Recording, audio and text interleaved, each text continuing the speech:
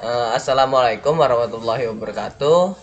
Di sini kami bertiga ingin menjelaskan tentang switch, routing, and wireless essential. Nah, di sini sebelum masuk ke penjelasannya, izinkan kami memperkenalkan diri terlebih dahulu. Nama saya Renaldo Kurniawan Sakti dengan NPM 2478 2061 dari TRI 3B. Saya Ihsan Abdillah dengan NPM 2478 2044. Saya Jones Sutapia dengan NPM 2478 2046. Nah, langsung saja kita masuk ke modul 1 tentang basic device configuration. Nah, di sini di slide ini kenapa kami harus mengambil modul ini? Tujuannya kita akan mempelajari apa itu switch dan apa itu router, seperti itu, dan beberapa konfigurasi bawaannya. Lanjut di slide selanjutnya. Di sini apakah yang akan saya pelajari dalam modul ini?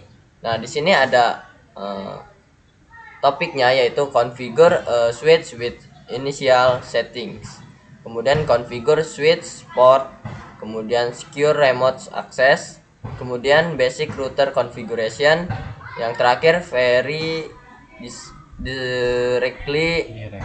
directly connect networks.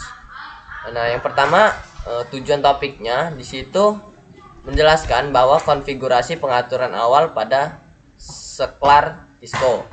Kemudian yang kedua, di configure switch port, dia mengkonfigurasi port switch untuk memenuhi persyaratan jaringan. Yang ketiga, akses jarak, secure remote access.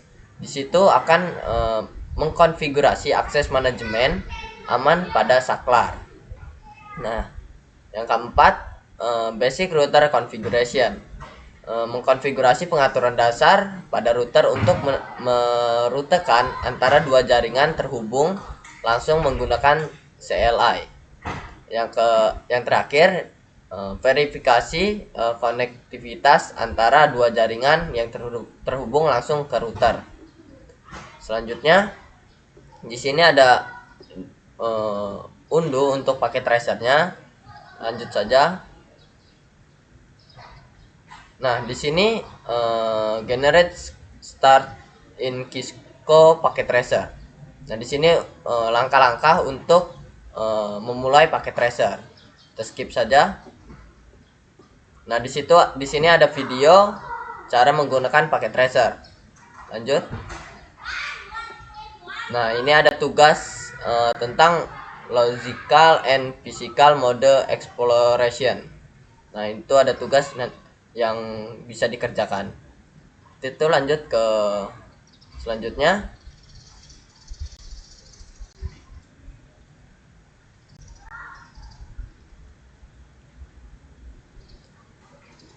Switch boots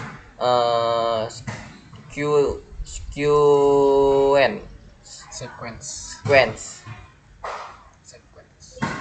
Nah, di situ di modul ini dia menunjukkan bahwa urutan booting switch. Yang pertama ada langkah pertama untuk membuat switch program power on self test yang tersimpan ke ROM. Langkah yang kedua, switch membuat perangkat lunak bootloader. Bootloader adalah program kecil yang tersimpan di ROM yang dijalankan segera setelah POS berhasil diselesaikan. Langkah yang ketiga, bootloader melakukan inisiasi CPU tingkat rendah. Yang keempat, bootloader menginisiasikan sistem berkas flash pada papan sistem. Yang terakhir, bootloader menentukan dan membuat citra perangkat lunak sistem operasi iOS ke dalam memori. Nah, lanjut. Di sini ada perintah boot system command. Dia di sini memerintahkan booting otomatis menggunakan informasi dan lingkungan boot. Di sini ada langkah-langkahnya di situ, yaitu perintah boot system, flash, kemudian jalur sistem berkas dan nama file. Selanjutnya di sini switch latch indikator, yaitu indikator LED saklar. Nah, di sini menggunakan LED switch untuk memantau aktivitas kinerja switchnya. Kinerja switch dengan cepat dan menggunakan model dan fitur, beberapa akan memiliki LED yang berbeda, dan penempatannya di panel depan switch juga dari bervariasi. Nah, ini ada sistem-sistemnya, yaitu satu SYST, sistem LED, yang kedua RPS, yang ketiga STAT, yang keempat DUPLX, yang kelima speed, yang keenam POE. Lanjut. Di sini recovering from system crash, pemulihan dari kerusakan sistem. Nah, di sini bootloader menyediakan akses switch jika sistem operasi tidak dapat digunakan, yaitu ada beberapa langkah-langkah. Yang pertama, hubungkan PC dengan kabel konsol di port konsol switch. Yang kedua, cabut kabel daya switch. Yang ketiga, sambungkan kembali kabel daya ke switch dalam 15 detik. Lalu tekan dan tahan tombol mode saat LED sistem masih berkedip hijau. Yang kelima, teruskan tekan tombol mode hingga LED sistem berubah menjadi kuning sebentar, lalu hijau pekat, lalu lepaskan tombol mode. Yang kelima, perintah bootloader switch muncul di perangkat lunak emulasi terminal pada PC. Nah, ini ada perintah di dalam terminal. Kemudian lanjut ke yang selanjutnya. Selanjutnya di sini switch manajemen akses. Untuk mempersiapkan switch untuk mengakses manajemen jarak jauh, switch tersebut harus memiliki antarmuka virtual switch atau SVI yang dikonfigurasi dengan alamat IPv4 dan subnet max atau alamat IPv6 dan panjang prefix untuk IPv6. Nah, di sini ada gambar yang ditunjuk, yaitu kabel konsol VLAN 99, kemudian ada alamat IP-nya yaitu 172.17.99.1. Nah, di sini ada contoh switch SVI. Nah, di situ ada langkah pertama. Yang pertama, mengkonfigurasikan antarmuka. Dari mode antarmuka VLAN, alamat IPv4 dan subnet diterapkan ke SVI manajemen switch. Yang kedua, ada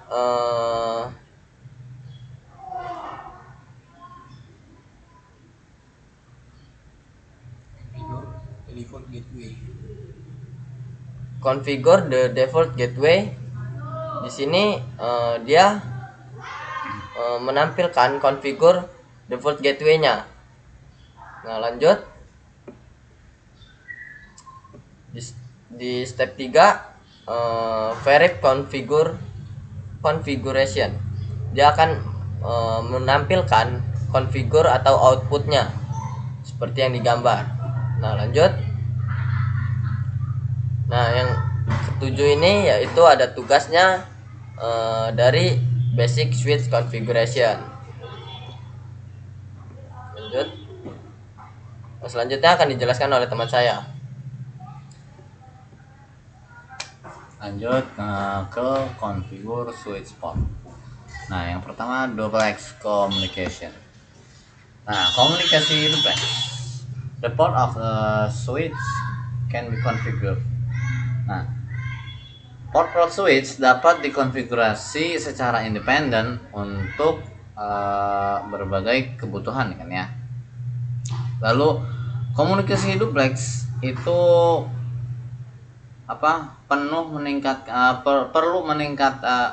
perlu meningkatkan efisien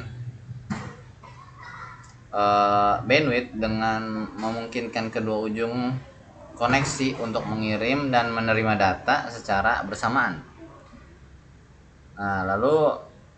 Berbeda dengan komunikasi duplex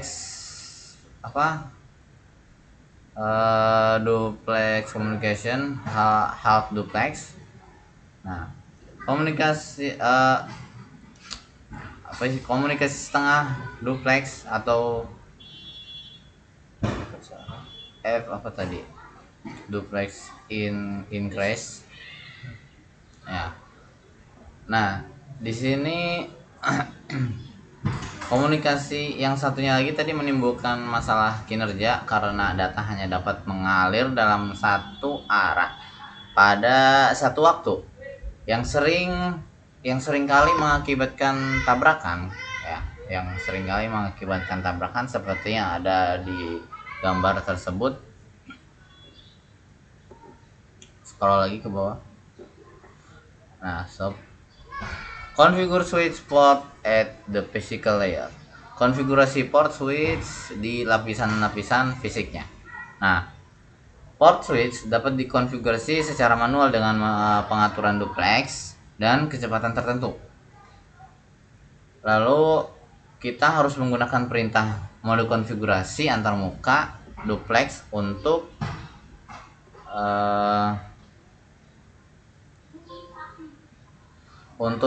menentukan mode duplex secara manual untuk port switch. Seperti yang ada sekarang ini, yaitu enter global configuration mode, enter interface configuration mode, configure the interface duplex, lalu configure the interface speed, return to the privilege access mode, save the running config to the startup config ya.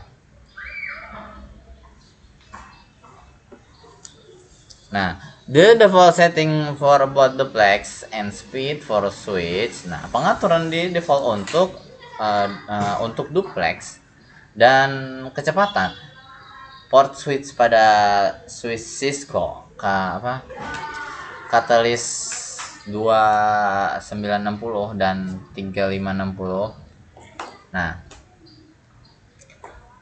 Port yang itu beroperasi dalam mode setengah atau beroperasi dalam mode either half.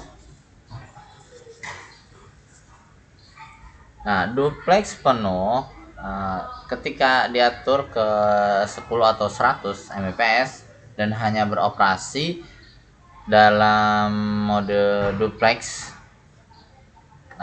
Itu diatur ke 1000 Mbps hingga 1 GB.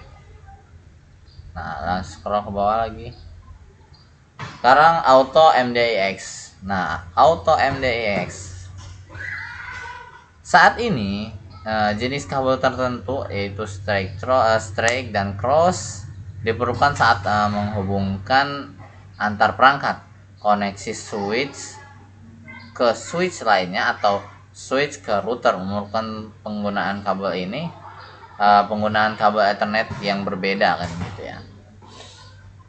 Penggunaan fitur automatic medium dependent interface controller.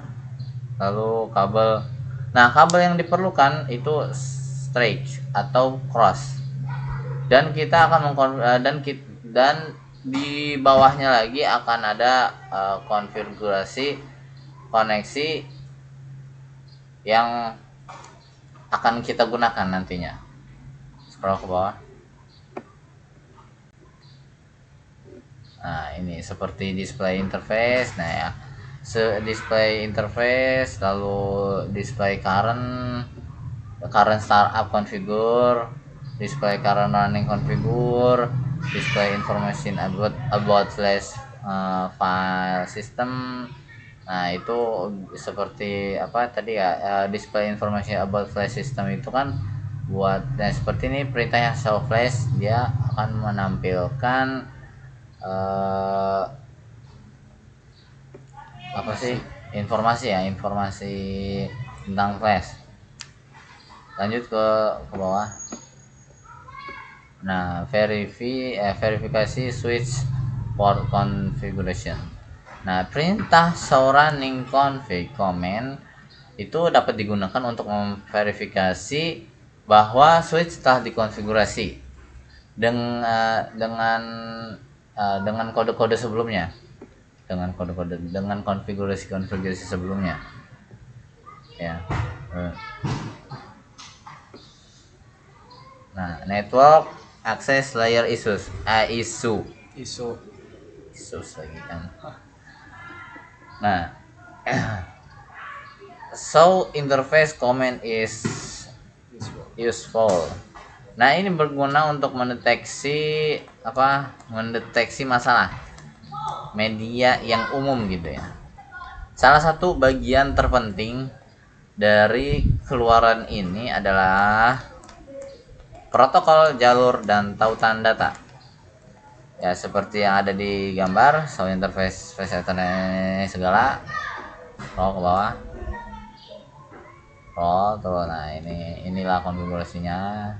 Nah di sini terdapat jenis kesalahan ya, error type seperti input errors, runs, guidance, CRC. Nah sebentar. Input error itu jumlah total kesalahan, jumlah total kesalahan mencangkup jumlah run lah. Lalu run itu frame yang dibuang karena ukurannya lebih kecil. Lalu giant itu frame yang dibuang karena melebihi ukuran frame.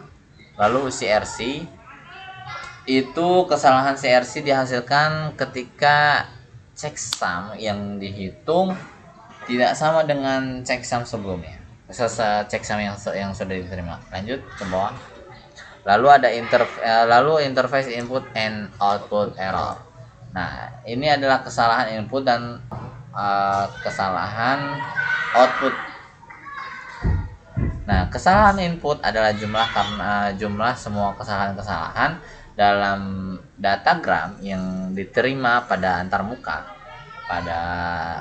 yang sedang diperiksa ya. Ini termasuk run giant,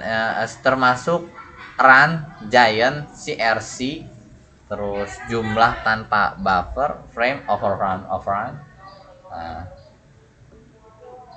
Lalu troubleshooting network access layer issue, pemecahan masalah lapisan akses jaringan. Nah di sini terdapat gambar yang telah ditunjukkan ya, seperti melakukan konfigurasi interface ya. Di sini kita akan melihat apakah antarmukanya aktif gitu kan ya. Lalu di sini kita akan melihat apa masalah yang terpecahkan ya, problem solvednya. Nah sintaks Keker configure switch port.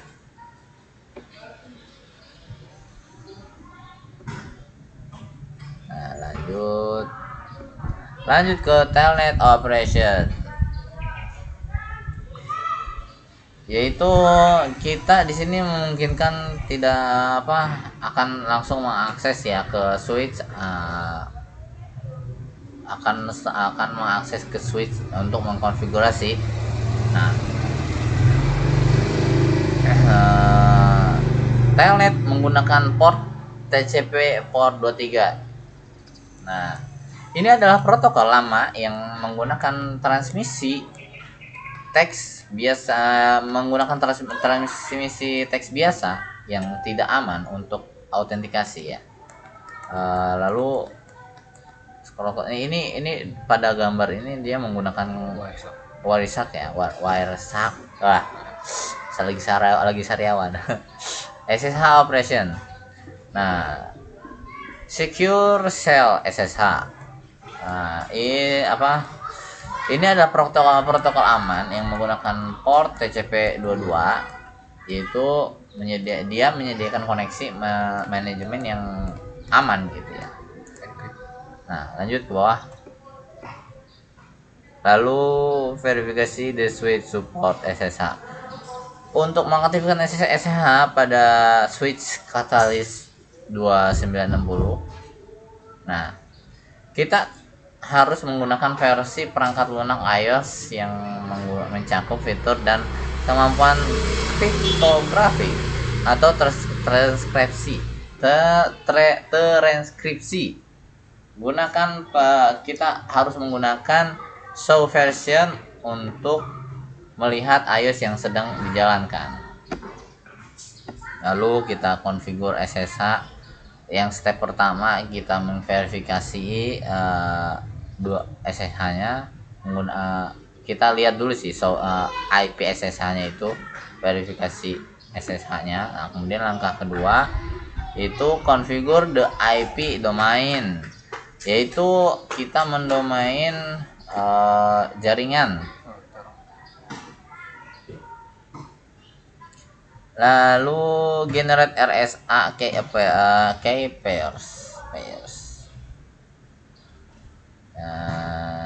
Lalu configure user authentication, lalu configure the VT lines, kemudian kita enable SSH version 2.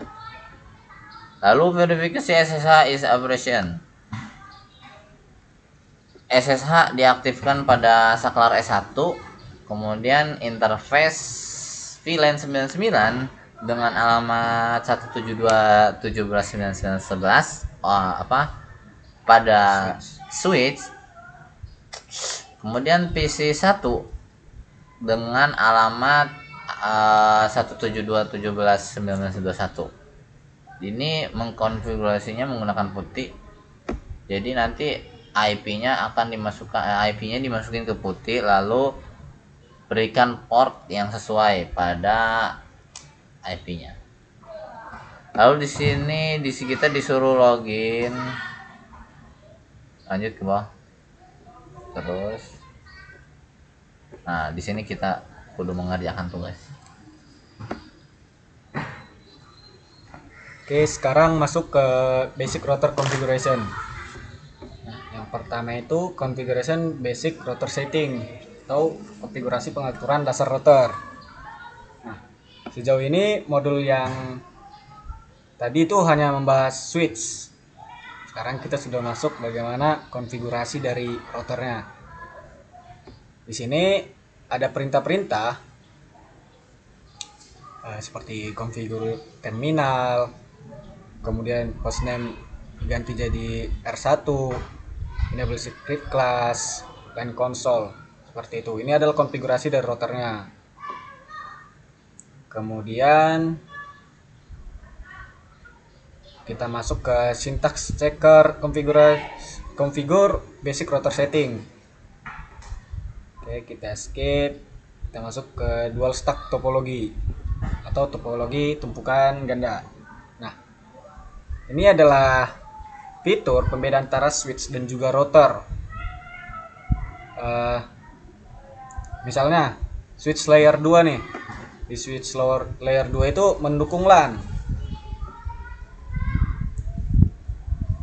Dan juga switch ini memiliki beberapa port, yaitu fast Ethernet atau gigabit Ethernet. Dual stack topologi ini adalah gambar yang digunakan untuk mendemonstrasikan konfigurasi dari antarmuka IP versi 4 dan juga IP versi 6. Oke, kita lanjut. Konfigurasi router interface atau konfigurasi antarmuka router. Router itu mendukung LAN WAN yang menghubungkan berbagai jenis jaringan. Oleh karena itu, router ini mendukung beberapa jenis antarmuka. Misalnya ISRG2 yang memiliki 2 antarmuka gigabit Ethernet terintegrasi dan juga slot. Kalau WAN itu berkecepatan tinggi atau HEWIC untuk mengakomodasi jenis antarmuka lainnya, termasuk dari serial DSL dan juga kabel interface. Berikut adalah perintah-perintahnya yang dilakukan di router. Oke, lanjut ke IP versi 4 loopback interface, antarmuka loopback IP versi 4. Nah, konfigurasi umumnya lain dari router Cisco IOS itu mengaktifkan antarmuka loopback. Nah, antarmuka loopback adalah antarmuka logis internal router. Antarmuka ini tidak ditugaskan di port fisik, tapi dihubungkan perangkat lain, atau antarmuka ini dianggap sebagai antarmuka perangkat lunak secara otomatis berada di siklus aktif selama router berfungsi. Kita bisa lihat di sini perintah loopback-nya itu. Kemudian di 14.7 ini ada tugas yang harus dikerjakan. Kemudian lanjut verify directly connected network. Bentar, nge-lag soalnya habis baterai. Nah, ini adalah interface verification command atau tampilan verifikasi komen. Tampilan komennya. Ini adalah poin-poin penting yang digunakan untuk konfigurasi router yang tidak berguna di konfigurasinya. Ada SOIP interface brief, ada running config interface, SOIP route atau SOIP version 6 route. Sekarang Nanti lanjut lagi ajan. Oke, di skip dulu soalnya ajan.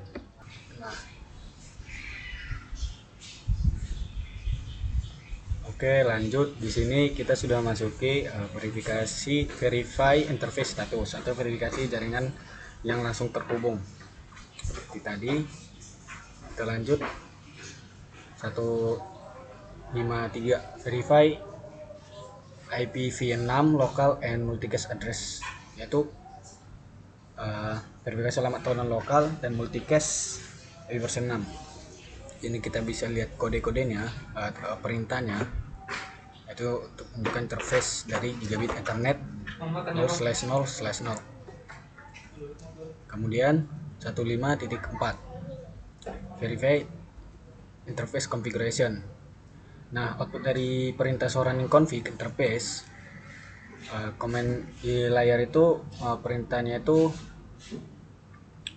tentukan seperti yang ditunjukkan, seperti ini. Kemudian verify routes. Output dari perintah show IP route atau show IP version 6 route ini menampilkan 3 entry jaringan yang terhubung ke jaringan. Dari 3 entry localhost antarmuka dari localhostnya. Nah, seperti yang ditunjukkan pada contoh berikut. Nah, perintah IP route atau IP version 6 route. Kemudian lanjut output perintah dan juga filter show. Perintah yang menghasilkan beberapa layar keluaran seperti default akan dijeda setelah 24 baris. Nah, di atas jeda text more akan ditampilkan. Kita akan mencet enter untuk next line selanjutnya. Kemudian di sini ada section, include, exclude, dan juga begin. Sudah ditunjukkan beberapa perintahnya. Kemudian lanjut comment history fitur atau fitur riwayat perintah. Di sini dapat dipanggil dengan perintah Ctrl P, kemudian tombol panah atas seperti itu. Sini ada perintahnya terminal history size 200. Kemudian show history. Kemudian lanjut, di sini ada tugas paket tracer yang akan dikerjakan verify directly connected network. Kemudian ada pertanyaan-pertanyaan untuk ngecek seberapa paham kitanya di modulnya. Kemudian di modul 6 ada modul praktis dan juga kuis. Sini ada praktis yaitu tugas-tugas dari paket tracer. Itu yang akan kita kerjakan sebagai tugas. Oke, mungkin cukup untuk presentasi dari modul pertama, switch routing and wireless essential.